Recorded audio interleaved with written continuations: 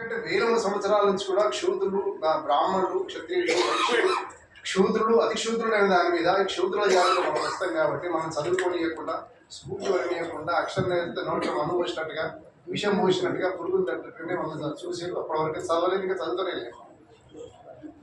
అటువంటి దశలో ఒక వృత్తిని ఎవరి వృత్తి వాళ్ళు గొప్పతనము, ఎవరి వృత్తి నైపుణ్యం వాళ్ళకు ఉన్న సందర్భంలో ఈ వృత్తిని ఎందుకు అగౌరవపరుస్తున్నా, అసలు నెగ్లెక్ట్ ఎందుకు కాబట్టి సుపన్ ఇందులో రంపం కోతలే, ఆ కోతలే, ఈ కోతలే అద్భుతంగా రాసిండు. ఒక్కొక్క పోయం నేను ఇయర్ మార్క్ చేసిన. చాలా మంది వాళ్ళు వక్తలు మాట్లాడలేదు కాబట్టి మిత్రుడు సూర్యపల్లి శ్రీనివాస్ గారిని వేదిక మీదకి ఆహ్వానిస్తున్నాడు. Please welcome Suryapalli.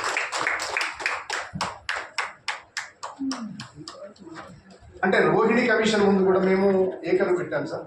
నేను సూర్యపల్లి, తర్వాత మిగతా అశోక్ అనేసి, తర్వాత వాళ్ళ సీతారాం సార్ వాళ్ళ అన్నగారు అందరం వెళ్ళి ఆమెకు చెప్పినాం. వనపట్ల సుబ్బన్న గారికి కూడా సర్వస్వం ఇప్పుడు అన్నింటికీ ఆయనే హీరో కాబట్టి ఆయన ముందుగా అభినందనలు తెలియజేస్తూ,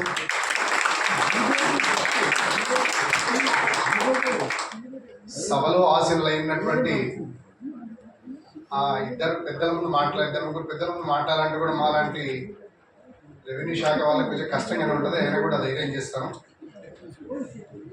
పెద్దలు కోరటి వెంకన్న,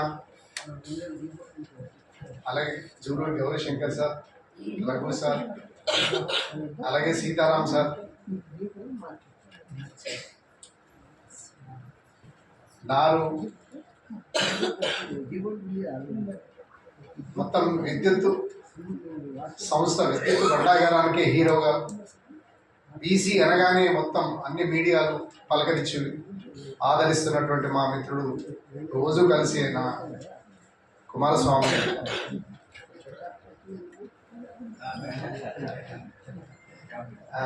అలాగే వెంకటరెడ్డి గారు కదా, వెంకటరెడ్డి సార్, వెంకటేశ్వర రెడ్డి సార్,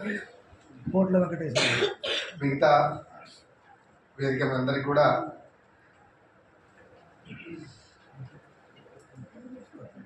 నేను ఎక్కడ రియాక్ట్ అయినా అంటే, అన్నీ కమర్షియల్ అయిపోయినాయి కదా. మాట్లాడితే ఏమొస్తావు, మా ఇంటికి వస్తే ఏం తెస్తావు, మీ ఇంటికి వస్తే ఏం పెడతావు అనే ఈ సమాజంలో ఈ మంత్రసాని అనే దాని నేను చాలా రోజు ఆందోళన పడేవాడిని. అసలు ఏమాత్రం గౌరవం లేని ఈ వృత్తి తెరమరుగైపోతున్న సందర్భంలో ఎవరో ఒక రాస్తే బాగుంటుంది అనేది రోజు మదన పడిపోతున్నా. నేను ఏదో రాయడానికి ప్రయత్నం చేస్తా, కాగితం కూడా పెట్టుకొని ఎంటికలు ఎవరైనా అంటురో ఏమో, ఎవరో తిడుతురో ఏమో, గౌరీశంకర్ సార్ చూస్తాడో ఏమో, ఆయన చూస్తే నేను భయపడుకుంటూ రాసిన లక్షణం మళ్ళీ పక్కన పెడుతుంది. ఇలా భయం అవుతుంది. అంటే ఎన్ని అంటే వృత్తి ఉండి కులం లేకుండా ఆదరణ ఉండదు, ఆదరణ ఉండి నాలెడ్జ్ ఉండి కులం లేకుండా సమాజంలో గౌరవం ఉండదు అనేది తెలుసుకోండి. ఈ పుస్తకం అసలు మన ప్రపంచాన్ని మొత్తం చూపిస్తుంది. ఇలా ప్రపంచంలో 16వ తారీఖు, నవంబర్ 16వ తారీఖు ప్రపంచ నాయి బ్రాహ్మణ బార్బర్ డే అనే సందర్భం ఉంటుంది. కానీ మిగతా వాటి అన్నిటి కూడా ఉన్నట్టు దీని కూడా ఒక రోజు ఉంది. ప్రతి మనిషి పుట్టుకతో చచ్చే వరకు ఉన్నటువంటి హ్యూమన్ నెసెసిటీస్ అన్ని కూడా ఇది ఫుల్ఫిల్ చేసే ఇది ఒక అద్భుతమైన ప్రొఫెషన్. ఎంత అద్భుతమైన ప్రొఫెషన్ అంటే అంత భారతదేశంలో నెగ్లెక్ట్ కాబడుతుంది. ఒక దుర్మార్గమైన, అమానవీయమైన, నీచమైన కుల వ్యవస్థ అది. బ్రాహ్మణుల ద్వారా పుట్టి, బ్రాహ్మణుల ద్వారా పెరిగి, బ్రాహ్మణులతోనే బతుకుతున్నటువంటి బ్రాహ్మణీయ కుల సమాజం. మనకు శత్రువైనా 3000 సంవత్సరాల నుంచి అయినా ఇంకా రాబోయే సంవత్సరాలు కుల వ్యవస్థలో ప్రజాస్వామ్యం ముసుగులో నడుస్తున్న ఈ కులస్వామ్యం లోపల కులాల మీద చర్చ, సమస్యల మీద చర్చ, తర్వాత ముఖ్యంగా రాజ్యాంగం మీద కూడా చర్చ జరగాలనేది నా యొక్క అభిప్రాయం. మరి ఇక్కడ మనకు గ్రామాలలో కులం యొక్క భూతం సైలెన్స్ ప్లీజ్ ఏ విధంగా జరుగుతూ ఉంది. ముఖ్యంగా మనకు సోషల్ ఆర్డర్ లోపల ఈ మాలా మాదిగ, తర్వాత చాకలి మంగళ వాళ్ళు ఉంటారు, ఆ పైన బీసీ కులాలు, ఆ పైన అగ్ర కులాలు ఉంటాయి. మనకి పుట్టుకతోనే మనకు స్లేవర్స్గా, లేబరర్స్గా మార్చబడింది మన సమాజం. దాని మీద నేను చిన్నతనంలో ఏంటంటే మన గోరెంటి వెంకన్న గారు కానీ, ముఖ్యంగా గద్దర్ గారు, అమరులైన గద్దర్ గారు కానీ, వాళ్ళ యొక్క పాటలు, వాళ్ళ యొక్క చైతన్య గీతాలు చాలా ప్రభావితంగా మా పైన చూపించినాయి. అప్పుడే నేను చిన్నప్పుడే మన వరంగల్కి వెళ్ళి హన్మకొండ లైబ్రరీలో మావోయిజం కానీ, లెనిజం కానీ, కార్ల్ మార్క్స్ యొక్క సిద్ధాంతాలు అవన్నీ కూడా చదువుకున్నాం. కానీ మనకి ఇంట్లో ఏంటంటే మా కుటుంబం నడవాలి, మనము మన కుల వృత్తి నుంచి పైకి రావాలంటే చదివే ముఖ్యం కాబట్టి మా అమ్మ నాన్నలు చదివేయడం జరిగింది. నేను 10th క్లాస్ కూడా ఫెయిల్ అయిపోయినా, అయినా కూడా ఒక పట్టుదలతో చదివిన తర్వాత ఇప్పుడు భారత రాజ్యాంగము, తర్వాత భారత రాజ్యాంగ రిలేటెడ్గా బ్యాక్వర్డ్ క్లాస్ సమస్యలు, క్రిమినల్ ఇష్యూస్ కానీ, SC/ST ఇష్యూస్ కానీ, ఈ రోజు వరకు ఉన్న సుప్రీంకోర్టు హైకోర్టు తీర్పుల మీద చాలా పత్రికలలో నేను వ్యాసాలు రాస్తున్నాను. మనకు మన సుబ్బయ్య గారి గురించి ఎప్పుడు తెలిసిందంటే నాకు గతంలో తెలియదు, మా వాళ్ళని కూడా తెలియదు.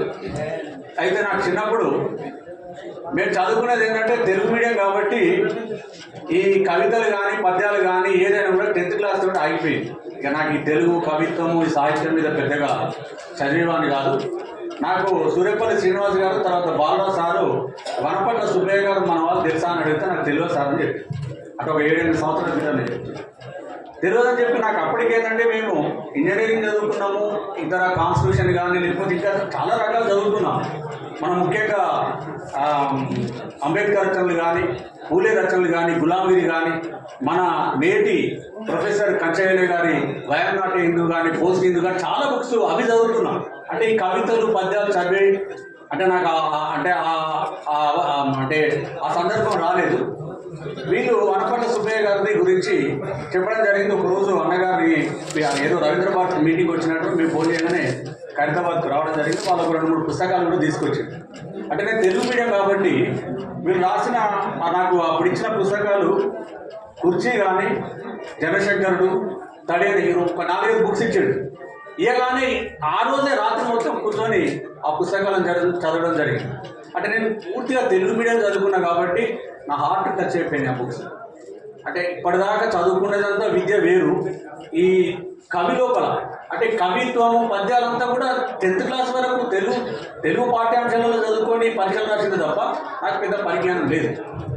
కాబట్టి అప్పటి నుంచి వారు తెలుసు. ఒకసారి ఏదో నాగరికలు మీటింగ్కి వెళ్ళినా కూడా వారికి ఫోన్ చేసి వాళ్ళ షాప్కి వెళ్ళి కూడా రావడం జరిగింది. నా చిన్నతనం నుంచి 10th క్లాస్ ఫెయిల్ అయిన తర్వాత మా నాన్నమ్మ ప్రోత్సాహంతో మా కులవృత్తి పనిచేసుకుంటూ చదువుకోవడం జరిగింది. ఇప్పటికీ రాష్ట్ర వ్యాప్తంగా కానీ మనకు కుల సమస్యలు కానీ లేదా ఇతర సమస్యల మీద కూడా కలిసి పనిచేస్తున్నాను. ఏదేమైనా కవికి ఈ సభాముఖంగా వారికి ధన్యవాదాలు తెలియజేస్తూ ముగిస్తున్నాను. Thank you. వృత్తి సాహిత్యము